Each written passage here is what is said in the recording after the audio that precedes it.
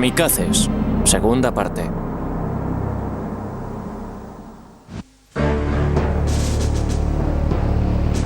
Verano de 1943. Después de 3 años controlando la Europa continental, la Alemania nazi comienza a resentirse del bombardeo aliado concentrado. En un ataque sobre Hamburgo mueren más de 100.000 personas. Alemania quería venganza. Esta vino de una fuente inusual, una mujer llamada Hannah Reitsch. Hannah Reitsch es una persona poco corriente. Llegar tan alto en la Alemania nazi como ella llegó siendo mujer fue poco menos que extraordinario. Era bastante delicada como mujer. No diría guapa, pero sí atractiva. Llegó a ser piloto de pruebas en una Alemania nazi, donde las mujeres solo criaban niños. Hannah Reitsch era sin duda un personaje ostentoso, muy alejado de la imagen nazi de hogar, iglesia y familia. Pilotaba aviones, tenía atractivo, tenía amantes en las altas esferas de la jerarquía nazi. Uno de los amantes de Hannah Reitsch era Ernst Udet, famoso as del aire de la Primera Guerra Mundial, y ahora jefe del programa de la Luftwaffe para el desarrollo de nuevos aviones de guerra.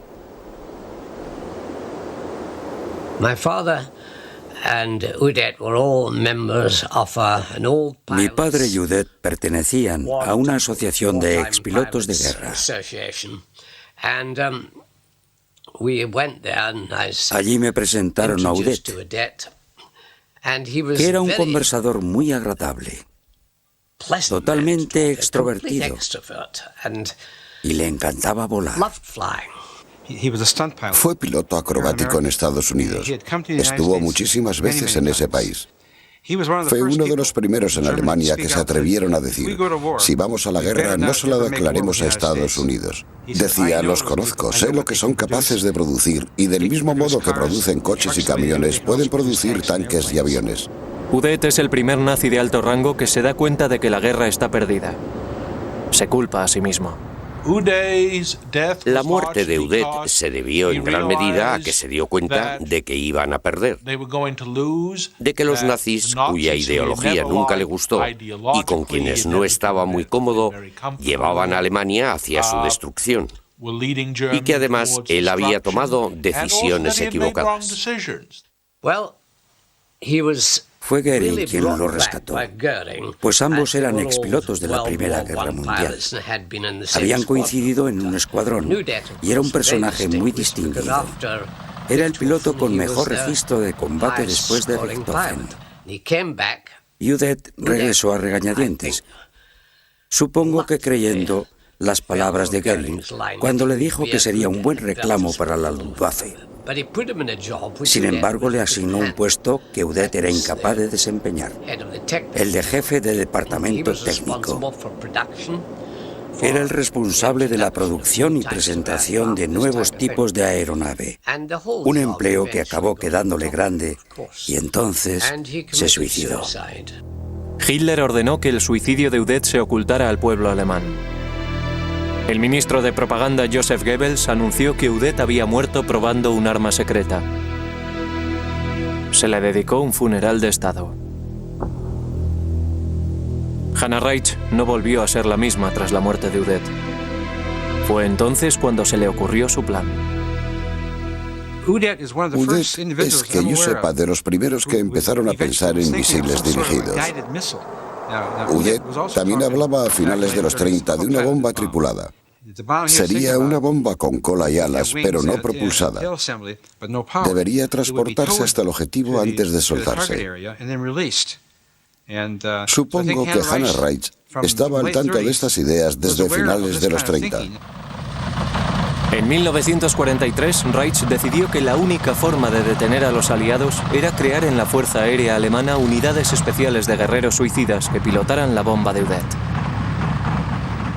No sé seguro si Hannah Reitsch conocía en 1944 el concepto japonés de kamikaze, de modo que era algo inédito en Alemania. Hannah Reitz era muy patriótica. Creía hasta la última palabra de su Führer.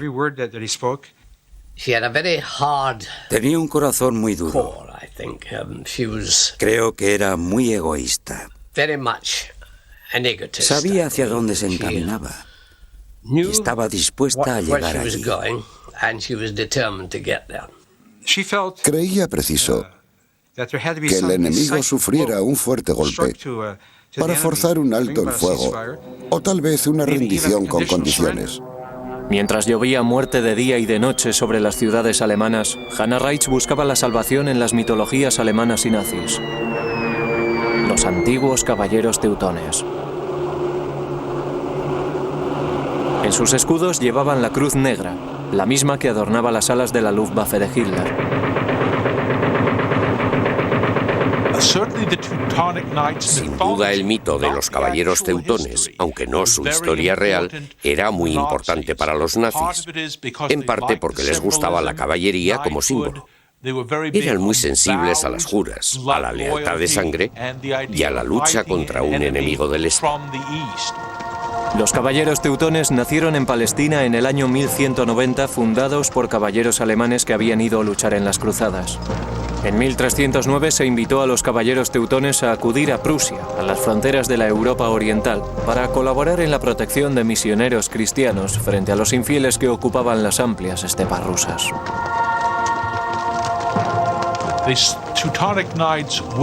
Los caballeros teutones eran los guardianes de la frontera alemana. Sin embargo, son explícitamente religiosos. Son monjes, una orden guerrera. Eran muy importantes en los asentamientos germánicos de lo que es ahora Alemania del Este y fue Prusia. Durante siglos, la Orden de los Caballeros Teutones defendió a Alemania de sus enemigos rusos y eslavos. Su código era morir en combate antes que rendirse. Siglos después, la historia de los Caballeros Teutones también capturó la imaginación del hijo de un maestro católico. Su nombre era Heinrich Himmler. Este fundó su propia versión de la legendaria orden. La llamaban las SS.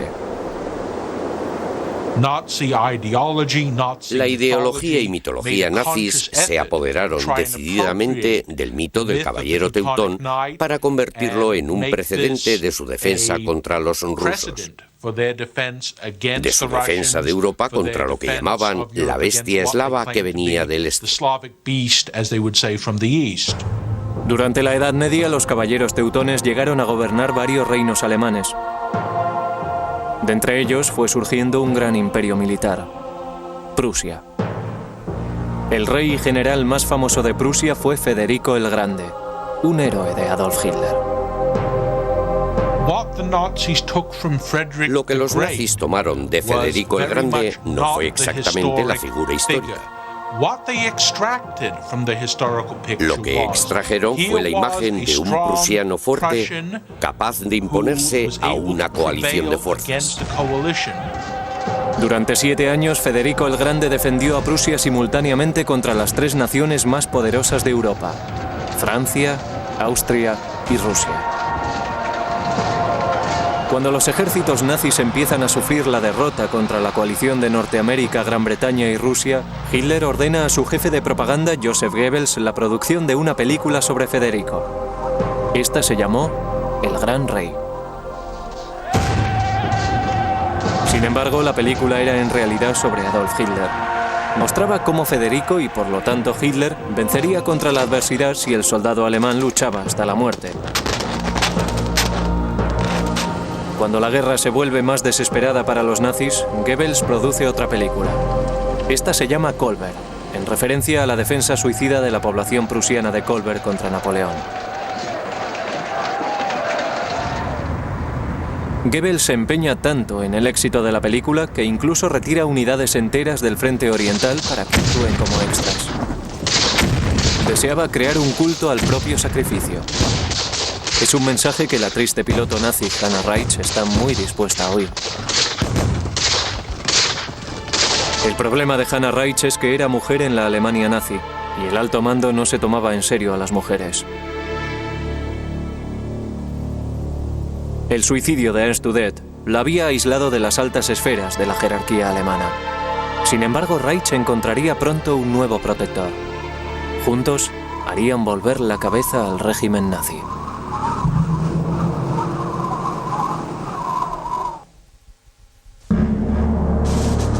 Tras el suicidio de su amante, Ernst Udet, Hannah Reich se ve incapaz de atraer a los nazis influyentes hacia su plan de misiones suicidas.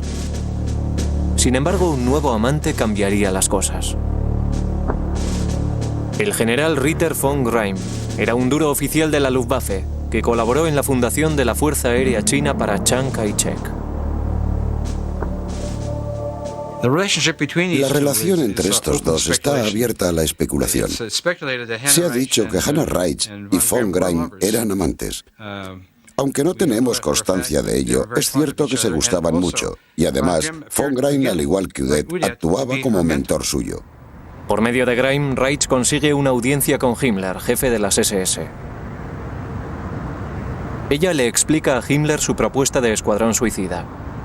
Himmler asiente, pero propone una sugerencia escalofriante: reclutar a los pilotos suicidas entre heridos de guerra o criminales. Opina que presentarse voluntarios para el suicidio les haría recuperar su honor de alemanes.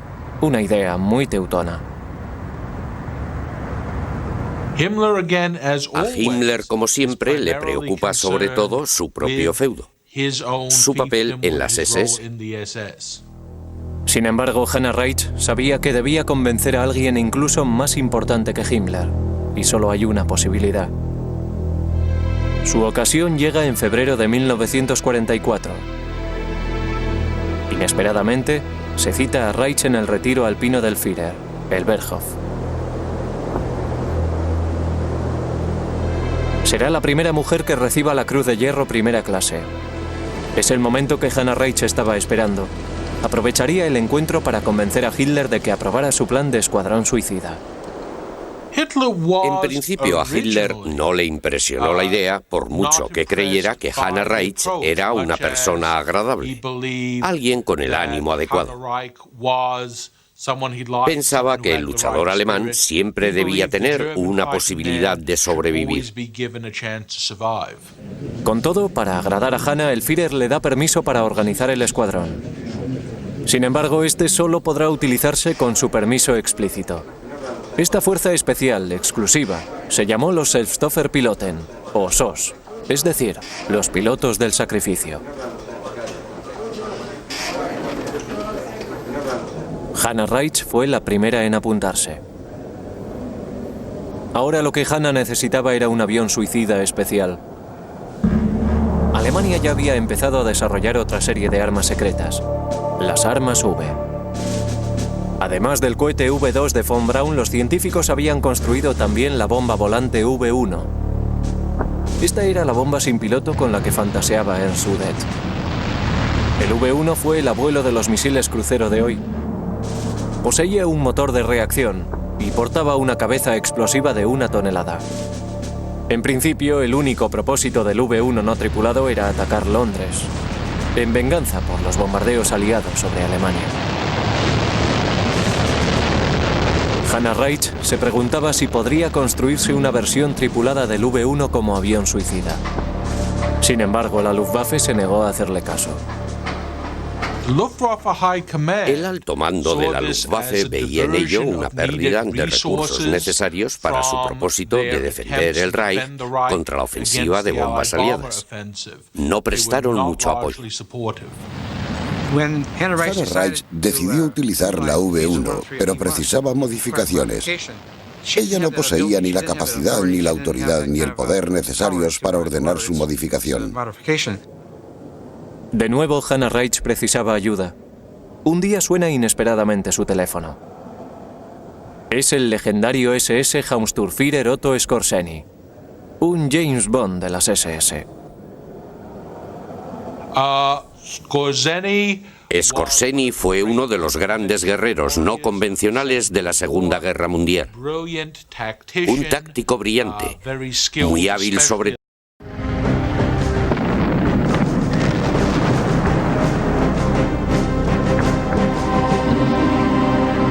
Kamikazes, segunda parte.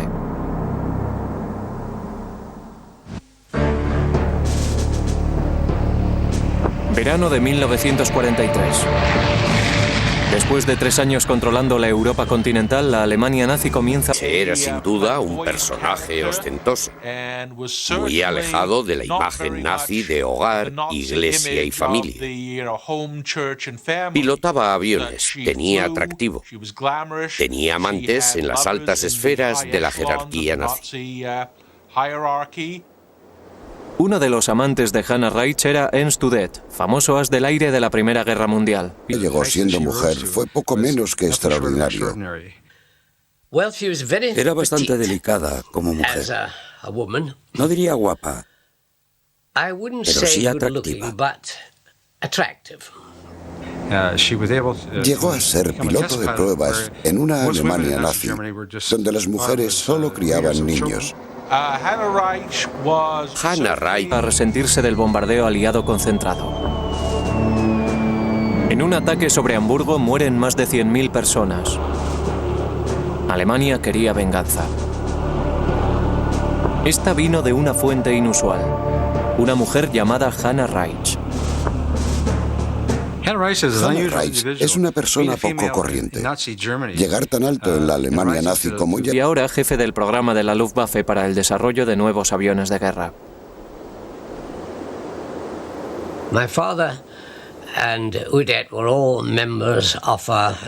Mi padre y Udet pertenecían a una asociación de expilotos de guerra.